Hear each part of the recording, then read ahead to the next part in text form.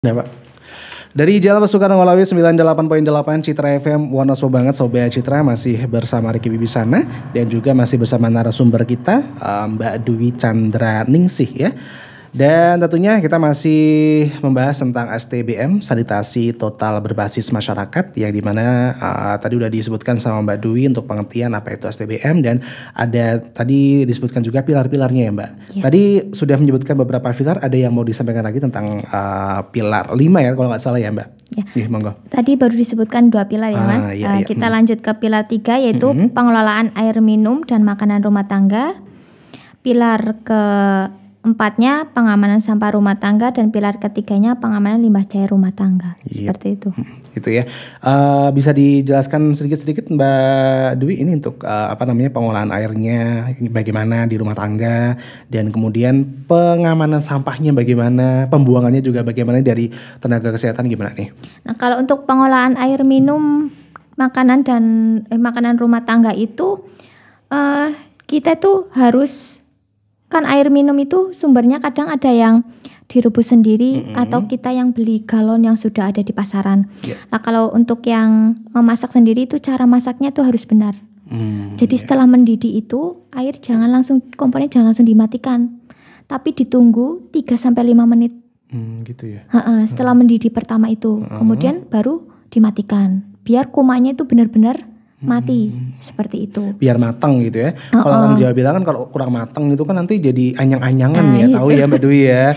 Nah, ini ternyata dari kacamata medis juga itu ada benernya juga gitu kan. Iya, ada benar juga, harus benar-benar matang. Kemudian untuk makanannya, jadi untuk setiap makanan yang sudah siap saji atau sudah dimasak itu harus ditempatkan di tempat yang tertutup. Ditutup tudung saji atau kita masukkan ke dalam lemari yang tertutup seperti itu, untuk menghindari adanya seperti lalat, kemudian kecoa ataupun tikus seperti itu. Ini kalau sampah yang yang dibakar atau mungkin juga yang ditimbun ini bagaimana Mbak Dwi? Kalau untuk sampah yang dibakar itu sebenarnya tidak boleh. Tidak boleh ya, ternyata boleh. Ya. Wah, gitu ya Sobat Citra. Karena nantinya dapat merusak lapisan ozon. Oh, seperti itu. Terutama ini untuk sampah yang seperti apa Mbak Dwi? Semua jenis sampah. Semua jenis sampah ya. Ini bisa menimbulkan karbon atau apa gitu ya? Iya, sebenarnya tidak boleh untuk dibakar. Sebaiknya kita buang ke TPS ataupun kalau yang masih bisa kita olah kembali, diolah, kayak misalnya sampah organik itu kan dapat dijadikan pupuk seperti itu. Terus yang non organik juga bisa didaur ulang gitu ya, jadi kerajinan dan lain sebagainya gitu ya Mbak Dwi ya. Itu malah lebih bagus lagi. Oke. Nah, ini untuk limbah cair rumah tangga ini yang bagaimana Mbak Dwi? Limbah cair rumah tangga itu sumbernya itu dari bekas cucian, cuci piring, cuci baju atau bekas kita mandi. Nah, itu yang dikatakan limbah cair rumah tangga. Nah, kalau limbah cair rumah tangga kebanyakan di masyarakat kita itu masih dibuangnya di selokan. Di selokan gitu ya. Iya, itu sebenarnya tidak bagus atau tidak baik. Harusnya kita setiap rumah atau setiap wilayah itu harus memiliki seperti sumur resapan. Sumur resapan atau bisa mungkin kalau orang awam bisa gambarannya itu kayak sepiteng seperti itu.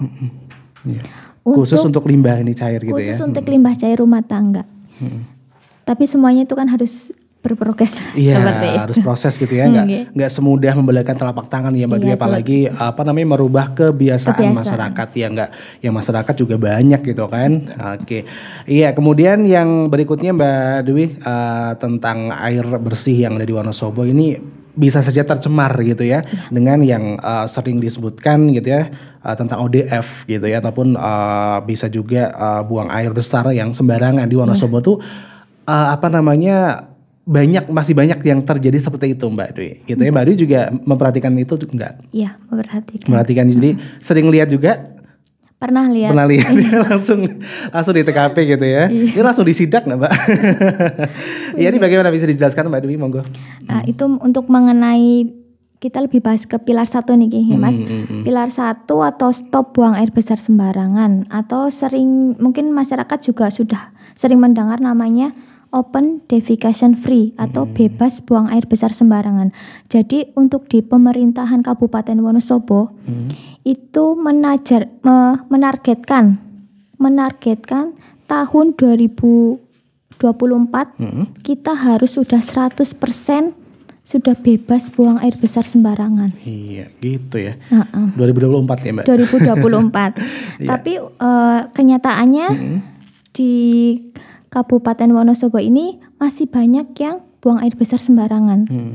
Nah, Kabupaten Wonosobo ini ranking 1 atau ranking 2 lah. Kadang 1, kadang 2 dari bawah se-Jawa Tengah. Se-Jawa Tengah Se-Jawa Tengah yang masih banyak perilaku buang air besar sembarangan seperti itu. Iya, ini apalagi ini kan udah jadi kebiasaan mungkin ya Mbak Dwi ya. Di Wonosobo banyak air, terus daripada bikin septic tank gitu kan, terus buang aja sembarangan gitu kan. Nah, ini udah jadi kebiasaan yang udah turun-temurun ya. Nah, ini kira-kira sulit nggak sih Mbak Dwi untuk merubah ini, apalagi kan tadi disebutkan 2024 ya. Ini udah bebas, bisa nggak sih gitu kan?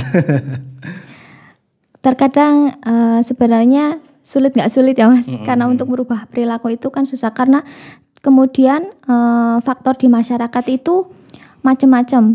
Terkadang kan pertama kadang faktor ekonomi, kemudian kedua faktor lahan, kan banyak di wilayah kota itu yang rumahnya sudah saling berdempetan ya. Seperti itu. Kadang masyarakat mengeluhkan hal itu, tapi sebenarnya septic itu bisa dibangun di dalam ruang dapur.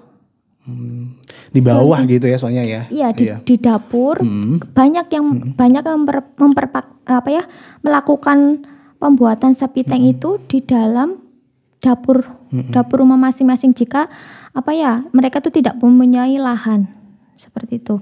Kemudian ada faktor geografis yang dimana kalau misalnya lahannya itu dikeduk baru beberapa meter sudah keluar airnya gitu seperti ya. Itu. Kalau untuk itu mungkin mengatasinya kita punya namanya bentuk septic tanknya itu dari seperti toren bentuknya, tapi bahannya dari fiber. Dari fiber gitu ya. Itu tuh bisa buat mengatasin untuk pembuatan septic tank yang kalau lahannya dikeduk tuh udah dikeduk berapa meter sudah keluar air seperti itu. Oh gitu ya Mbak Dewi ya. Nah ini untuk Wonosobo sendiri ini termasuk untuk untuk ODF ini, bebas ODF ini subsidi apa non subsidi nih Mbak? Bisa tanya. Mungkin juga masyarakat Wonosobo kan ini ya, biar tahu gitu ya, nanti kalau bikin septic tank kali aja dibantu gitu kan. Ini gimana nih menurut Mbak Dwi? Harapan kita tuh dari masyarakat sendiri. Dari masyarakat sendiri. Harapan gitu ya. kita. Tapi pemerintah Kabupaten Wonosobo juga ada mengadakan bantuan ya? Tapi khusus untuk warga yang benar-benar membutuhkan seperti gitu ya. itu. Paling enggak mungkin sosialisasi ya Mbak Dwi ya. Soalnya kan banyak juga masyarakat Wonosobo yang belum tahu gitu ya bagaimana cara membuat septic tank gitu ya. Ini mungkin tugas dari kayak Mbak Dwi ini ya. Iya. Untuk ini ya ngasih pengertian gitu ya bagaimana cara bikin septic tank dan sebagainya. Dan kemudian paling penting adalah dampak ya Mbak Dwi ya. Iya. Dampak gimana sih kalau misalnya sampai terus-terusan buang air sembarangan ya. Oke, habis ini kita bahas Mbak Dwi, jangan kemana-mana, untuk Sobat Citra tetap stay tune di 98.8 Citra FM Wonosobo banget.